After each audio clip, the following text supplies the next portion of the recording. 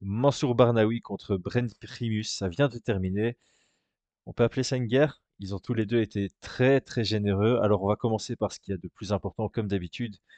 Créditer celui qui a gagné. Brent Primus, franchement, très belle performance de sa part. Gros underdog dans ce combat. Il a été beaucoup sous-estimé, surtout sur la partie cardio. On savait tous que Mansour était capable de vraiment tenir une grosse intensité de combat. La question se posait pour Primus, et au final, c'est lui qui prend le cinquième round de manière très unanime, très décisive. Donc pour ça, respect à lui. D'autant plus que l'autre point qu'on avait souligné, c'était son âge, 38 ans. Et ça, franchement, il nous a fait une très très belle performance. Alors, on va essayer de parler du combat dans son ensemble. Très facile à scorer. Le premier, le troisième, c'est pour Mansour. Le 2, le 4 et le 5, c'est pour Primus. Il n'y a même pas de discussion possible. Le round le plus serré, c'est même peut-être le premier. Clairement, Mansour vient pour mettre la pression. C'est en soi pas une mauvaise idée. Comme on le sait, lui-même a un très bon cardio, donc il sait qu'il peut tenir sur les 5 rounds. Il avait probablement, il était probablement parti du principe que c'était pas spécialement le cas de Primus. Donc il est venu pour mettre la pression, pour mettre son intensité debout, être ultra offensif comme il est très souvent. Et en soi, c'était pas une mauvaise idée. Ça s'est avéré être plutôt efficace et fonctionnel. Et j'ai plutôt, encore une fois, envie de souligner le mental de Primus. Il a pu supporter l'agressivité de Barnaoui. Il a pu y répondre parce que dans le premier round, il a touché avec trois quatre gros overhands, euh, plus à la fin du premier round où il score le knockdown. Et je pense que Barnaoui a été très très touché par celui-ci. Donc sur le premier round, je dirais belle adaptation du côté de Primus qui est resté calme dans une situation chaotique, qui a cherché ses ouvertures, qui les a trouvées. Bon, il s'est fait beaucoup plus toucher que ce qu'il a touché Barnaoui. C'est lui qui a la frappe la plus dure du round, mais je pense que la différence de volume fait que le premier round est logiquement pour Barnaoui. Dans le deuxième round, on est un peu inquiet. On a l'impression que Barnaoui manque un peu de lucidité sur certaines phases. Il se fait amener au sol un peu trop facilement, et je pense qu'au sol, on se rend compte qu'il n'a pas encore tous ses esprits. Jusqu'à la dernière seconde où il fait son Giggler sweep, son John Wayne sweep, ça dépend comment on veut l'appeler. Et donc là, on reprend espoir. On voit un Barnaoui qui fait sa spéciale. Elle passe face à une excellente ceinture noire de Jiu-Jitsu. Je pense qu'on va pas réinsister dessus. On vient de voir ce que donne Primus au sol. C'est peut-être ça qui nous a le plus surpris. Donc, fin du deuxième round, on prend espoir. Et dans le troisième, on voit un Primus fatigué. On voit un Barnaoui qui a repris ses esprits, qui est de nouveau agressif, qui est très efficace dans ses attaques. Mais Primus, de nouveau, il faut le souligner, des très bons mouvements de tête. Et là, je vais insister dessus. Primus avait des bons mouvements de tête défensifs. Il s'est fait beaucoup toucher pendant le combat. Mais dans des moments judicieux, il avait ses mouvements de tête et c'est ça qui l'a potentiellement sauvé. Il a pu esquiver quelques coups de genoux qui auraient pu amener à la fin du combat. Il a pu mettre à mal les offensives de Barnaoui et rendre Barnaoui peut-être plus hésitant dans certains moments d'accélération. De l'autre côté, Barnaoui, par contre, c'était ça son problème. Je l'avais souligné avec Brian dans la preview, manque de responsabilité défensive debout. C'est quelqu'un qui fait que attaquer.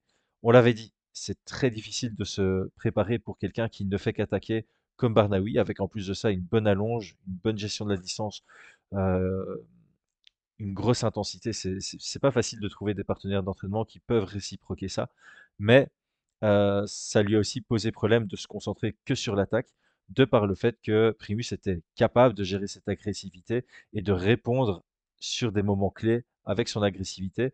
Et comme Barnaoui était très droit, avait pas spécialement une bonne garde, pas du tout de mouvement de tête, pas du tout de proactivité défensive ni de responsabilité défensive, eh ben il s'est fait surprendre et il s'est de nouveau fait surprendre dans le troisième round par des lourdes frappes.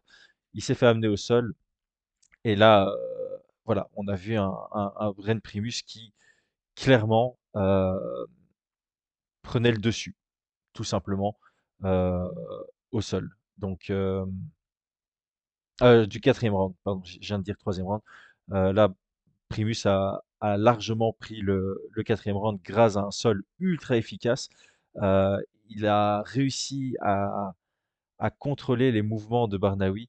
Euh, C'était très très beau. Et puis dans le cinquième round, c'est la lucidité qui aurait pu faire la différence. Pour moi, là, il y avait une ouverture pour Barnaoui.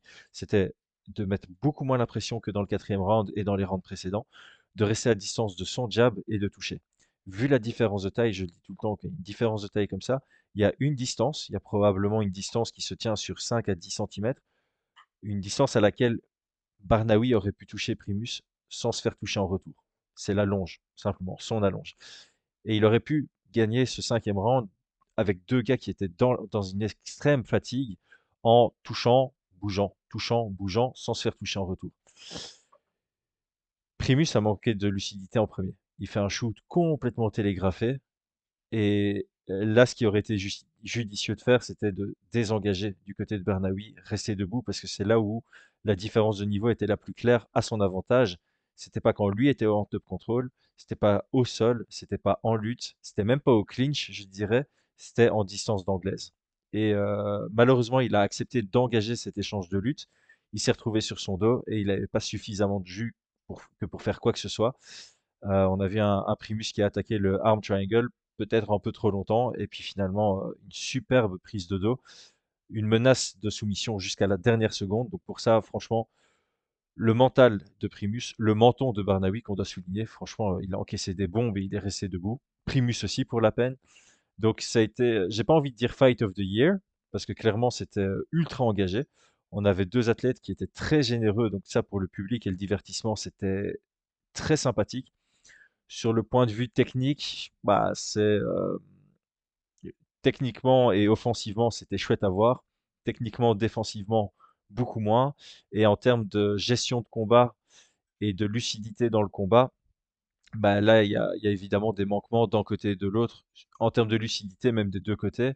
Mais on a quand même un Primus qui était un peu plus dans la gestion de combat, un peu plus dans il est resté intellectuel dans une situation chaotique, dans une dynamique chaotique, et ça lui a permis, pour moi, c'est ça qui lui ouvre vraiment les portes vers la victoire. Euh, donc il y a des leçons à tirer de part et d'autre. Par contre, évidemment, un truc que je vais dire, c'est dans un combat aussi engagé, avec autant de volume, avec autant de frappes, avec autant de coups reçus de part et d'autre, c'est normal que la lucidité soit passée par la fenêtre. Quand tu regardes à la télé et que toi tu es lucide, pas spécialement fatigué, bon, là il est minuit, on est tous un peu fatigués, mais c'est pas un état de fatigue comme eux le ressentent avec le stress et tout ce qui s'ensuit. Euh, c'est facile à dire, la lucidité, quand tu es dans la fatigue, tu as pris des coups, tu sais peut-être plus où tu es, forcément ça passe par la fenêtre. Mais la leçon à tirer, c'est peut-être, étant donné que je suis pas spécialement lucide dans un combat, dans un, dans une fatigue aussi avancée, il faut que je sois plus dans la gestion de combat au début. Donc ce coup d'être agressif dès le premier round, peut-être qu'à un moment, quand tu vois que ça passe pas, diminuer le rythme pour te dire, ok, maintenant il faut que je rentre dans la gestion de combat puisqu'il me reste un peu plus que 4 rounds pour la suite. Voilà, je ne sais pas comment vous avez vécu le combat. En tout cas, mettez-moi en commentaire votre ressenti. Pour moi, c'était à la fois très beau pour les fans de violence, les fans d'action, et bah, il y a des pistes d'amélioration de part et d'autre sur tout ce qui est stratégie, euh, approche mesurée du MMA. Donc voilà, beau à voir pour Primus. Dommage pour Mansour. Il est encore jeune hein, dans sa carrière. Il a déjà un certain kilométrage de combat, mais 30 ans, c'est encore relativement jeune. Il peut se refaire. Il y a beaucoup de leçons à tirer de celui-ci. Donc, du repos. Et on espère qu'il tire les bonnes leçons, qu'il revient plus fort et qu'il nous impressionne sur la prochaine sortie. Bonne nuit tout le monde.